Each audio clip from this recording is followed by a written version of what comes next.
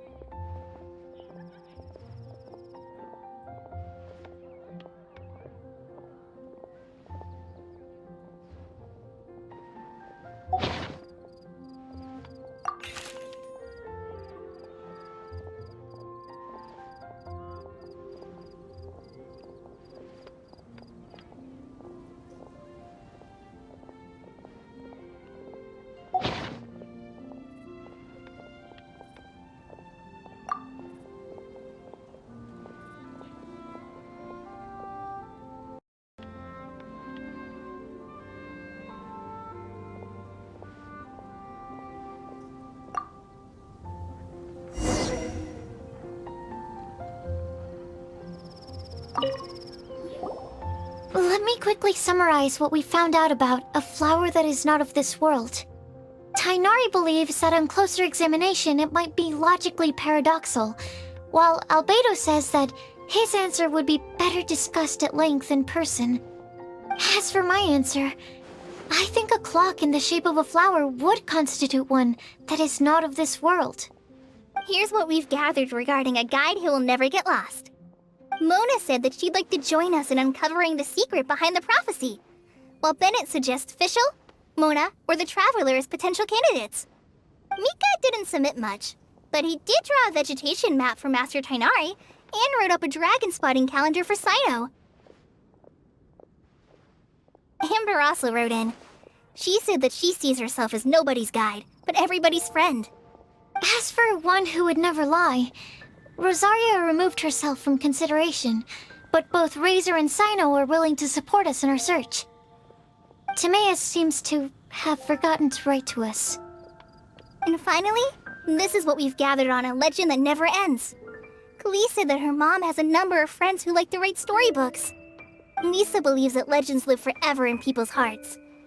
I think that for a legend to be never-ending, it has to be filled with hopes and dreams, and actively passed from one person to the next. So, what are the answers to the 4 riddles then? You're really smart, Paimon. I bet you can figure it all out in no time. Or, let's all share our thoughts on what we think the answers might be.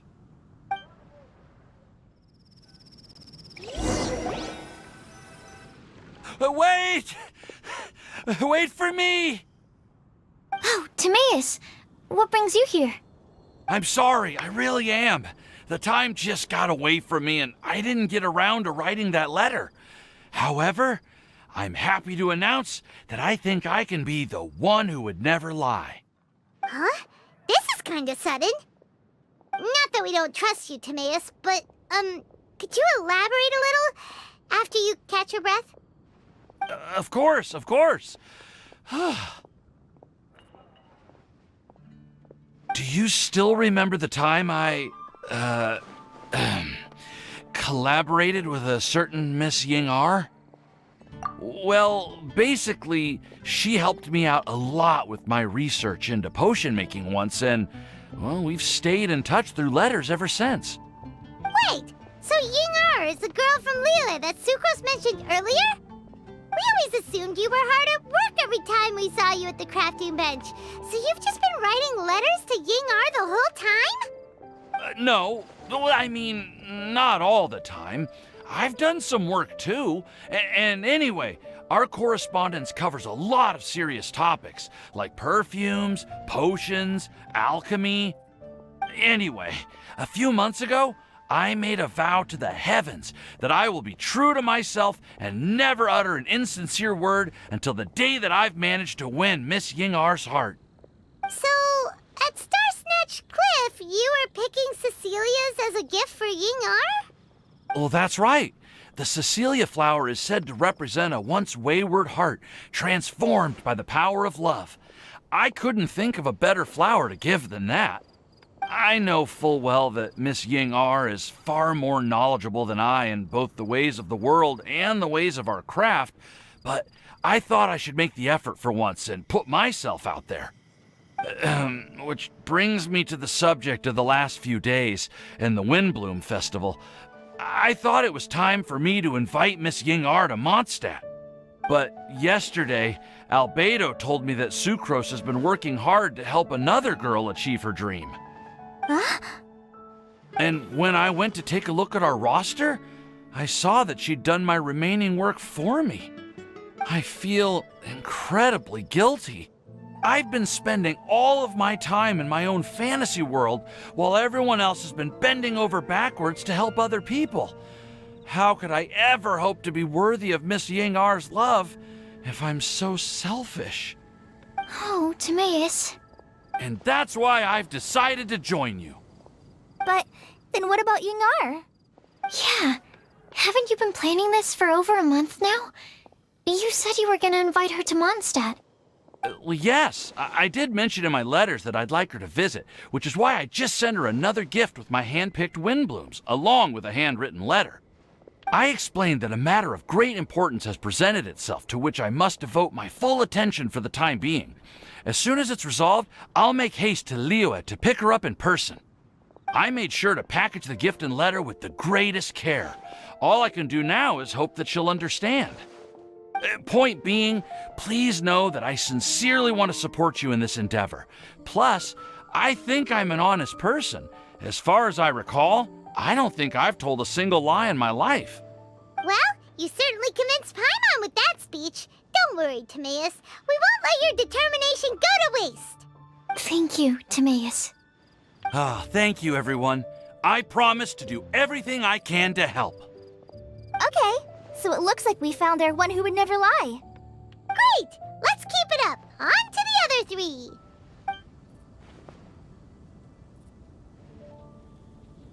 Okay, Paimon will do the honors. We have with us here the flower, the guide, the legend, and Timaeus. Huh? Why did you only say Timaeus' name? You should say my name, too. All right. We also have Klee. That's me! With Klee here, this all somehow feels like we're getting ready for a field trip. There's nothing wrong with a more relaxed atmosphere, is there? Of course. We will soon see if my hypothesis has any merit. Actually, I'm still feeling a little nervous. Me too. But weren't you all fired up just a moment ago? Yeah, you're right. Okay, let's do this. Actually, I'm a little worried too. Deep breaths. Deep breaths. I know what you're feeling. Saying anything becomes so much harder when there are so many people watching. Well, does anyone know the exact location of where we're headed, or should I do a reading on my scry glass? According to the prophecy, once we've figured out the answer, we should test it at the Lantern of Utmost Joy. Wait, but where is this lantern? Oh, we know something about that. What? Wow, that's amazing. You really know how to do everything under the sun. Then we'll let you lead the way. This is it. We're off to find the sacred location of the Lantern of Utmost Joy. According to the map, it should be somewhere around here. Let me take a look.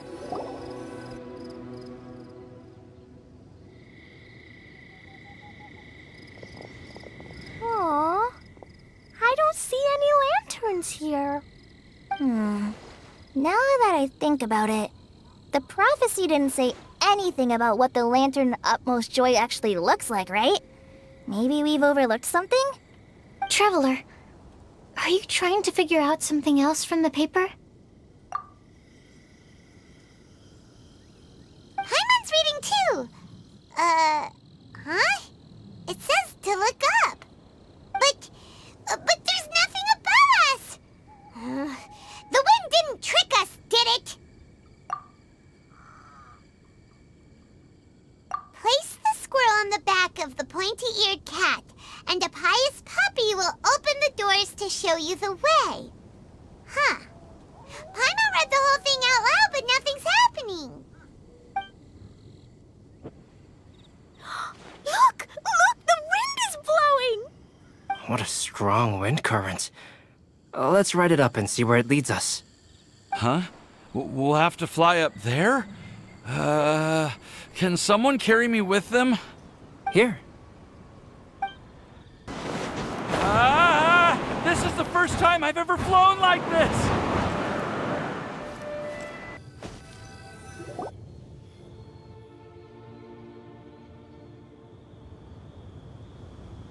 How did this little island get up here in the sky? Did somebody make it? Just to be safe, I've been jotting down our entire route here. This way, no one will get lost. Oh, good thinking, Kale. Huh. Who would have thought we'd find this kind of table here? Weird. It's almost as if someone was holding a tea party. I never would have guessed that such a place could exist. Right above Mondstadt, too. Wow, look at that pretty lantern on the table. There's even a chair for each side of the lantern, too. There seems to be something on the back of this chair. Let me have a closer look. Take your seat, present your answers, and you shall reach enlightenment. Well, as far as instructions go, I guess that's simple enough. So we just need to do as it says, right? Wait a second. Huh? What is it, Albedo? We'd better make sure this place is safe before taking our seats. Everyone, please stay clear for a moment. Well, all our questions and doubts aside, the scenery here is pretty amazing. It'd be impossible to feel stressed here. How is everything, Albedo? Everything seems to be fine. I didn't find any traps or suspicious mechanisms. But I also couldn't find any overt destructive devices. Huh? What do you mean? Well, it seems that wrong answers won't have any catastrophic consequences. Looks like we'll have to sit on these chairs and fulfill the prophecy. Everyone, I would like to suggest that we try some risky answers on our first attempt. Let's reserve our most confident answers for the second round. That sounds kind of smart, but why? Ah, I get what he means. If we do as he says, then we may be able to figure out how the puzzle works. I see. That makes a lot of sense. Mona, is there something wrong? You're not looking too good. Oh, are you hungry? I brought some snacks. Thank you for offering, Klee, but that's not quite it. While Albedo was checking just now, I gave my scryglass a spin hoping to find some information. But there's a strange aura to this place. It's almost as if someone has been staring at me as soon as we stepped foot in here. But if nothing here has actually been physically tampered with, then no. Could that person be?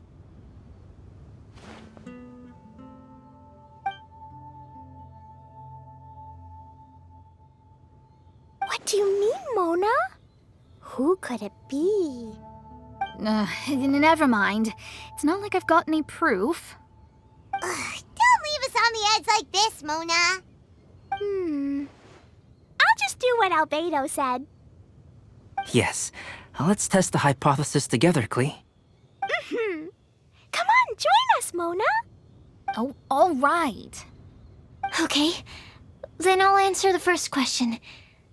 If someone were to ask me to find a flower that is not of this world... You can do it, Sucrose.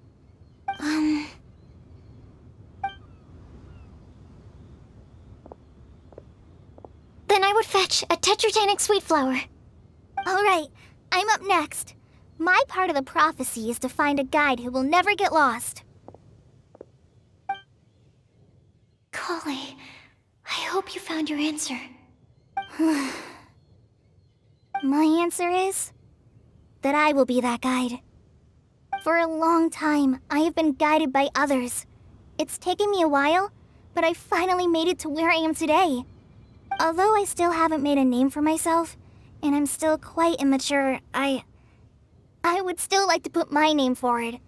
Because I would like to become a guide that can help others. I want to help others the same way Amber, Master Tighnari, Cyno, and everyone else helped me. Now it's my turn to pass on the gift that I've been given. All right, it's up to me to answer the third part. I'll submit myself as one who would never lie. Although I've never really had any other virtues or talents, I'm confident that I've always been an honest person. I'd like to thank everyone, too, for giving me this opportunity to validate myself. And last but not least, I will answer the final part of the prophecy. There's no tale more befitting the title of a legend that never ends than our fates as human beings. Wait! The lantern just lit up! Whoa! All 4 sides of the lantern are glowing! Huh? But Kale, could I ask you to stand up for a second? oh, all right.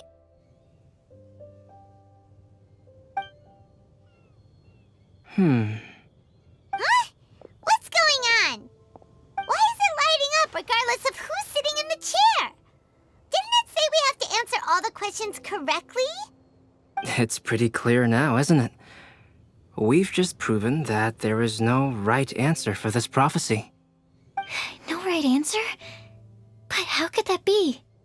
Although the instructions had come from an old and enigmatic prophecy, it is in fact nothing like the ancient mechanism that we had all imagined it to be. I believe the lantern only serves as a simple signal. And to think, I never expected you to actually find this place. What? There's someone else here? We meet again, traveler. Hey! You're that Outlander we met the other day at Good Hunter! It's all thanks to you that I was able to find this place. Good thing that you were too preoccupied with the prophecy to notice someone tailing you from the shadows. Oh, is that so? Then, why do I spy yet another person following in your shadow? Wait, really? There's no need for pleasantries. You should know I'm here for you. Is it just because I'm a visitor from abroad? I was there when you snuck your way into Marjorie's place. So you had your eyes on me even then, huh? That was 2 whole weeks ago, you know. It's hard not to notice you when I'm on duty every day. All right. In that case, I'll admit it. I was the person who slipped this prophecy into the storybook. Huh? But why? Then, does that mean this wasn't a real prophecy after all? Don't worry. Even though you probably have plenty of reservations about me, you can be sure that the prophecy is genuine. In fact, many of you here today may have heard the code name of the one who left the prophecy to me. She hailed from an ancient assembly of powerful women, each of whom used a single letter to signify themselves. Who would have guessed? It seems that power was indeed left behind by the old hag after all. Ah, so you're B's student. It's an honor to meet you. I am Scarlet, the successor of Jay. Well, what are you talking about? It's a long story, but I'm not quite sure that I'm the best person to tell it. Since you've all spent so much time and energy trying to decipher this prophecy, you must also be very interested in the secret behind this lantern, no? The lantern has already been lit. Now then, please allow me to disturb your happy peace. Huh. Why did this little thing just light up? How strange. Hello? On the other side of the lantern. Can you hear me over there? Mom? Oh, I hear many youthful voices. Madam, I am Scarlet, the successor of Jay. Oh, since we've last gathered, Jay's successor has already become so reckless and bold. Unbelievable. Wait. Why are you talking just like the old hag? Old hag? Who would dare say that? Is that Mona? Who are you? Who dares imitate my master? And what of imitation and mimicry? It has always been a fool's errand to mimic and learn from humanity. Aunt Alice, I'm here too. Mom, why are you trying to talk like other people? So I see everyone's here. Well then, my warmest greetings, everyone. Miss Alice, why would you... Well, it's been many years since this lantern last lit up. You can't blame me for thinking that one of the old friends from my youth may have decided to catch up again. Why she sounds so coy all of a sudden? And if I recall correctly, we left this lantern in the care of the Animo Archon Barbados. You must be commended for uncovering an artifact entrusted to the god of wind himself. Tell me, are you sitting around my beloved tea party table? It's a really long table. Oh, so you are. I suppose this means even the Animo Archon has granted you entry to this place. Was all of this Scarlet's doing? Wait. Paimon's completely lost now. So what was this assembly you were talking about earlier? Oh, Miss Alice, would it be all right to leave the explanation of that to you? Well, you should be rewarded for making it all the way up here and activating the lantern. Now then, let me tell you a long and ancient story. Ever heard of the Hexenzirkel? As the spooky name suggests, it's a secret society. Once upon a time, it even challenged the Animo Archon himself. But he replied, "Let us make music, not war, and resolve our conflicts through song." From then on, the mages would only ever convene in the woods, in the skies, or on the edges of cliffs. At these tea parties, they discussed their stories and secrets and resolved their differences, as the tea and cakes bore witness to their pledge never to fight amongst themselves. Yesterday I snuffed out the life of my beloved. He had grown old and was extremely sick. He loved me dearly, so I took his fate in my hands and ended his pain. I'm raising a son. Of all the children I had, he's the only one left. But I suppose that still makes me a mother. My lifespan is nothing compared to yours, so I wish to leave you with my storybook. Actually, maybe you can pass it on to your children one day. Oh, this looks interesting. Let me scry. My dear sisters, we mustn't let prophecies threaten our bonds of friendship. Even the most frightening witch was once a little girl, and growing up can be so tough. Sometimes we all need to vent our troubles to the wind.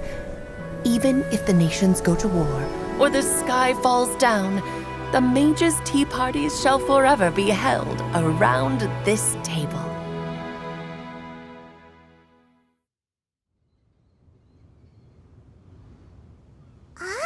So this is where the legendary mages held their meetings.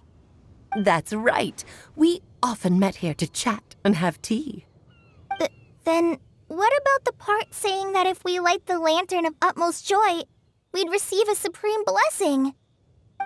About that. I never expected anyone other than Jay to actually read the full contents of that prophecy. It's a little embarrassing. The truth is, that prophecy was actually just a letter that we sent to Jay as a group the day before her wedding. So it was indeed written by all of you. I must thank you for resisting the urge to immediately reveal the truth to everybody, Albedo.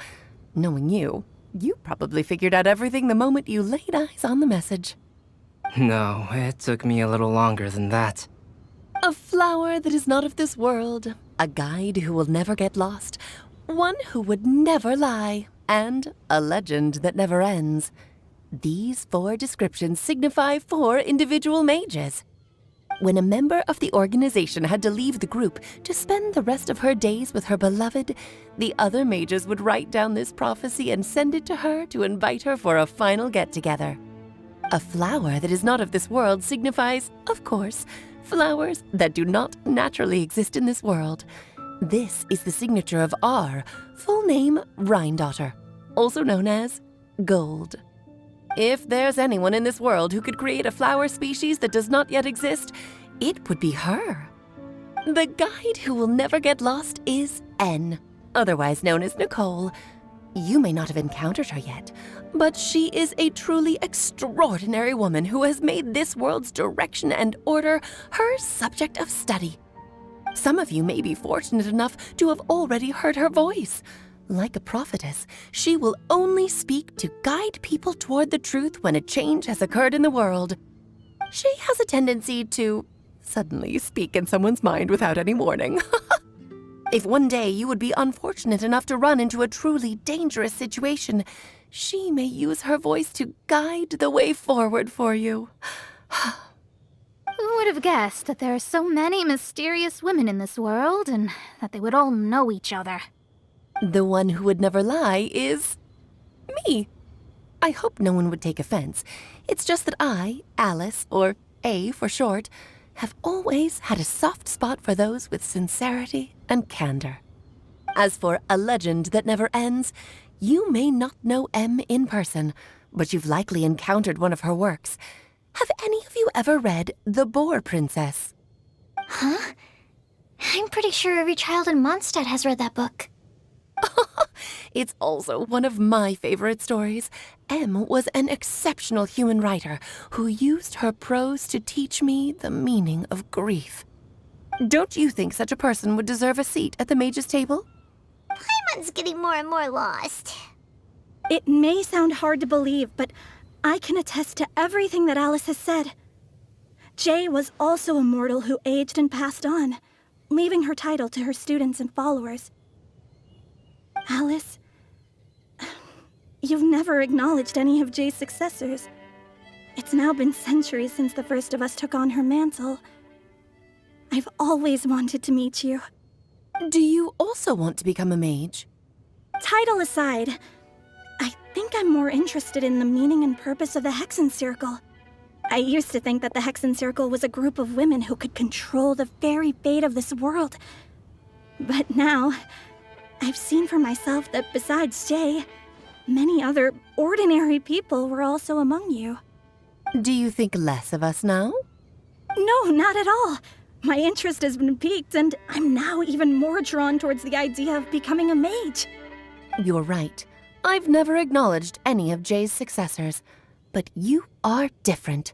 You are much more fascinating than any of your predecessors. Oh, has someone finally piqued Aunt Alice's interest? Now is not a good time, Scarlet, but as soon as I am able, I will seek you out for a meeting. I want you to tell me all about Jay's married life back in her hometown. So the mage who received the prophecy letter from all of you was Jay? She left the Hexen Circle after getting married? Precisely. There was only one way the letter could have been interpreted. She would have known what we meant as soon as she saw the message. We were just asking one thing of her. Please come to see us again. Before you go and settle forever with your happiness, please come share some of it with your best friends and sisters. So, the Supreme Blessing actually meant... All journeys are fleeting and will eventually come to an end. What will give us the most fulfillment and happiness in the end are those who will greet us at our journey's destination. Dear child, I believe you can also understand what I am talking about. We women will always have many troubles and encounter pains and frustrations that will keep us up at night. But no matter how hard things may become, we will cross mountains and oceans to see our best friends again, regardless of how many years have passed or how far the distance may be. As long as we can be with our beloved friends, our hearts will be filled with joy. To us mages, that's what being supremely blessed is all about. Oh. I still don't get it, but I do know that all the mages are Mom's best friends.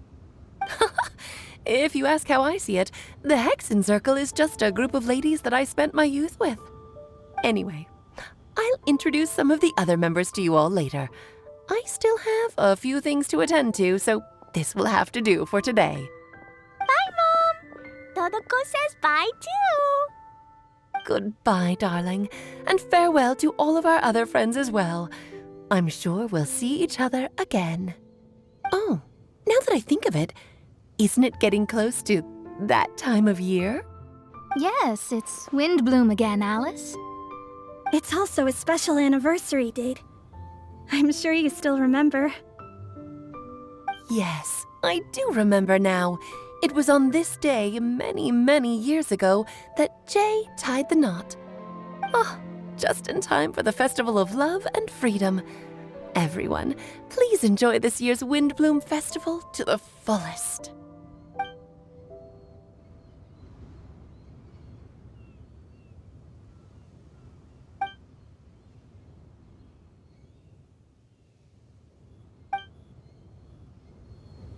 Whoa! Ah!